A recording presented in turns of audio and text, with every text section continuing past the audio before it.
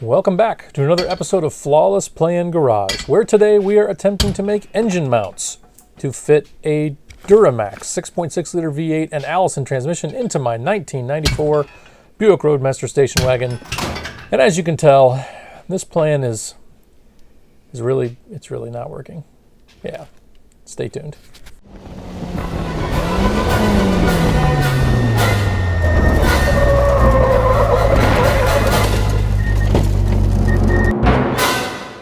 Today is kind of a big deal for a couple of reasons. One, it's over 20 degrees Fahrenheit today, which is a significant improvement from the minus 27 degrees Fahrenheit that it was last time I was out here trying to work. Not that fun. And also because the wagon is actually sitting on the ground, kind of, sort of, supporting itself right now. Now, as is often the case with projects, it really helps to step away, take a breath, think things over a little bit. And that is no different on this project.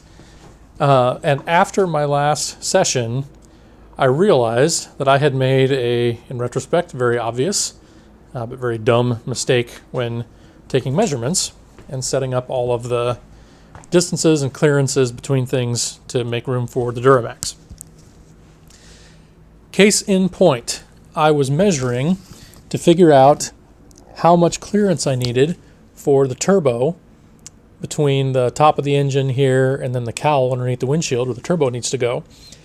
And I was measuring the distance from the body mount flange on the body up, as well as the distance from, the chassis, the frame rail, to the top of the turbo. Well, what I was not accounting for was the body mounts themselves. And the body mounts here make up an extra, inch and change of clearance. I was asked many times by well-meaning friends, and I'm sure some of you in the comments by now, why not just raise the body up, do like a 2 or 3 inch body lift and get the clearance that you need that way? And my reasoning for that is very simple. I don't want to. I really want this thing to look stock or stock-ish from the outside, as kind of as close as I can reasonably get to stock appearance from the outside. And so I don't want to raise the body on the frame. Instead, I've been working hard to cut and channel and move and squeeze every inch of vertical real estate I can by sacrificing some ground clearance and switching to the Corvette front suspension.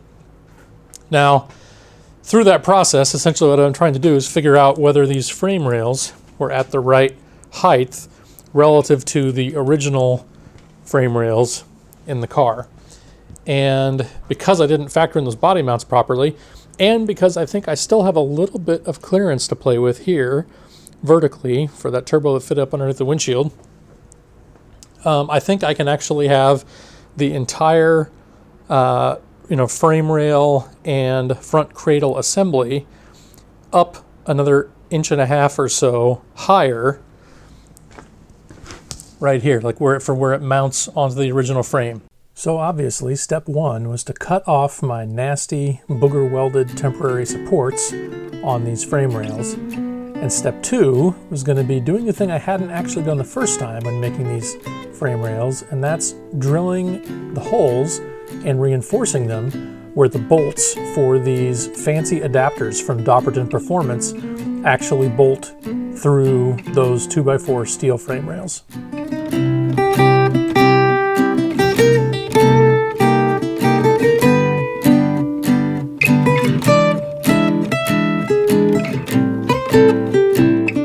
Now, holes are great. Everybody loves a good hole. But by themselves, of course, these would just get crushed when bolting the frame rails. So I made some little steel sleeves to go inside the frame rails for the bolts to pass through and prevent the 2x4 steel tube from being crushed.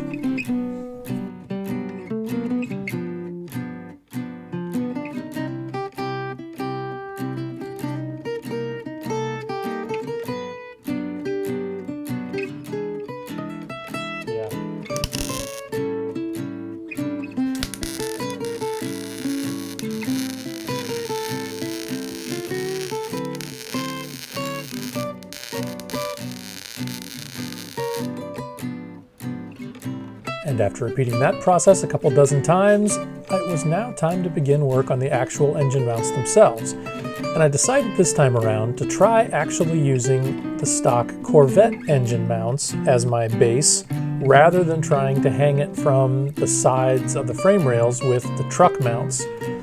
So I started some, well, I'm not even sure this counts as cardboard aided design. This was more like stiff paper aided design?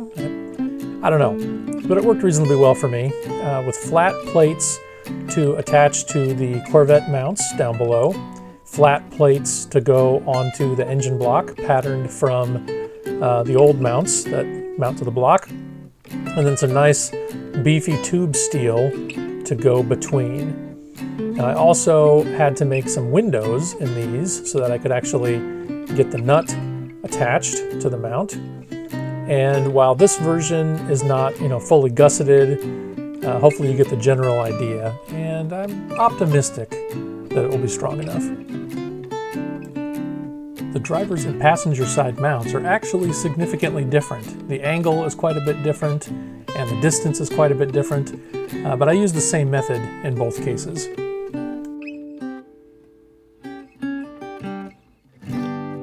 I really wanted the force to be hitting, square as close to the middle of the engine mount itself as I could, which of course is also where the bolt and nut need to be to attach to the mount. So hence the window in the tube to give me just enough room that I can get a wrench and the nut in there and get things tightened down. Then it was time to start mocking up a trans mount. Now the stock Roadmaster has a cross member that goes all the way across the car between the frame rails, and I wanted to start by trying to keep that. And also, I'm not saying it was cold in the garage, but I am saying that when the greasy rags caught fire, I just kept them nearby and let them burn for the heat. But anyway, I braced the existing cross member, then chopped the ever-loving heck out of the middle of it so that I could splice in some square tube steel for the Duramax / Allison, really pick up the backside of the Allison trans. Well, one more flawless plan. So here's the original trans cross member, which I have butchered significantly to try to fit underneath the Allison. And then I just kind of welded a piece of rectangle tube here just to maintain kind of the dimensions of this while I hacked it all apart. And then I realized that it actually make way more sense to just bolt the thing in both corners and then attach whatever I'm going to attach to the transmission mount here, and then just like tack weld, get the trans height set where I want it and just tack the whole thing together. So I think that's what I'm going to do next.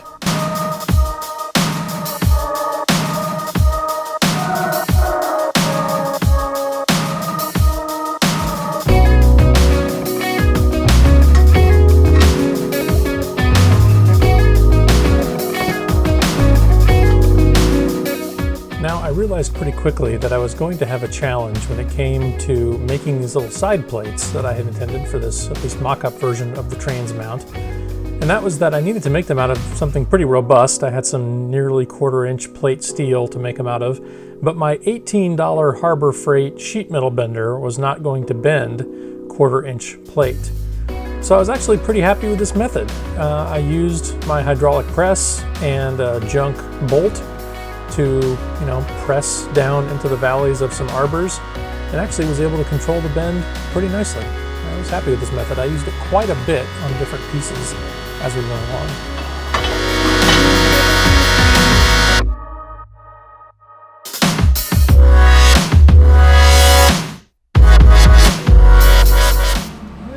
It's flexing.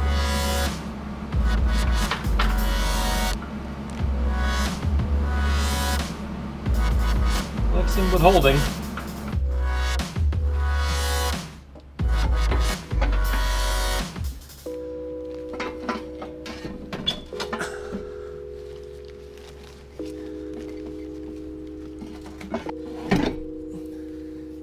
Okay, well, another measurement fail somehow. I have, as expected, a decent amount of clearance here. So much clearance, vertically speaking, that, I could actually potentially install and remove the turbo without taking the body off. Can't have that. Wouldn't want it to be serviceable. the good news, I guess, or the mistake that's been made here is that the downpipe does not fit. It's jammed up against the firewall so tight that I can't even get the turbo sitting down in the right spots on the bolts there. So I don't have enough clearance this way. I've got the engine set, slightly too far back in order for that to fit properly. And based on my earlier measurements, I thought I had a good 1/2 inch of clearance there, but I don't. So either I need to clearance the firewall, which is a little tricky because there's the HVAC box that goes right on the other side of this, or clearance the downpipe by smashing it flatter even than it already is, or move the engine and trans forward. Now, Engine Masters taught me that dimpling a header really doesn't affect performance at all. In fact, even kind of smashing the crap out of the tubes in a header doesn't really affect performance at all. So, logically, smashing the crap out of a downpipe shouldn't really hurt performance much, right? Right? Well, after round 1 of clearancing, it's definitely improved. You can see I actually have it mostly in place, but I can't quite get it, seated all the way down, and it's basically touching the firewall. I'm making contact here on a little bump out, and also up here where there's normally a bolt and a nut that comes through from the HVAC box. So we're definitely not fitting, and it's not going to fit without more clearance. And this is why we always tack weld things before fully welding them up. Because if you fully weld stuff, you might have to cut it back off and move it 3/4 of an inch so that the engine can sit forward. Yeah. Another flawless plan.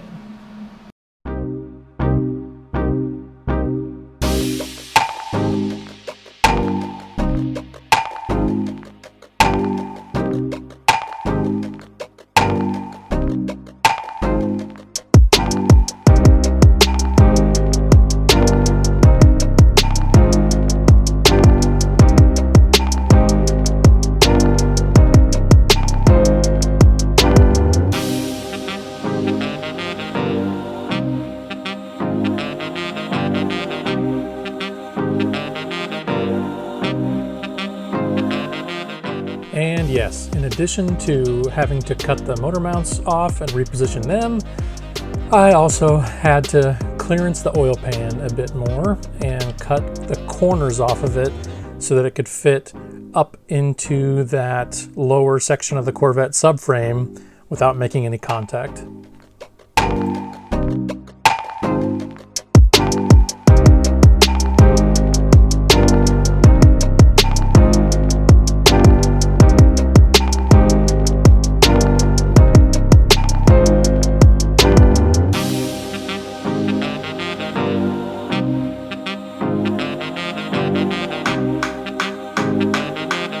Stardate 61/27. It's been many hours since I first attempted to weld this thing together. Yeah, okay, I won't keep doing that. However, the new position is in. It's been leveled. It's been squared. I've double-checked measurements from consistent reference points in the back against the rear axle, which led me to realize that one of these frame rails was like 1/8 of an inch different than the other. So that's all been trimmed up, fixed up. And so now I'm in the new position with the frame rails an inch higher than they were previously to account for the body mount thickness. And I have also cut and moved the engine mounts 3/4 of an inch to move the engine 3/4 of an inch farther forward than it was before. So we're getting ready to retest fit. All right, I think we're going to wrap it there for today. We have engine mounts, and they even kind of sort of fit. You can see there's the passenger side. You can see one here on the driver's side, The trans mount, definitely still kind of in progress, but overall, huge, huge progress, especially compared to the first version of the engine mounts, which they're still in the scrap pile. Yeah. Sorry for the inconsistent uploads. Life happens sometimes. Really appreciate you watching. Thanks very much, and I'll see you next time.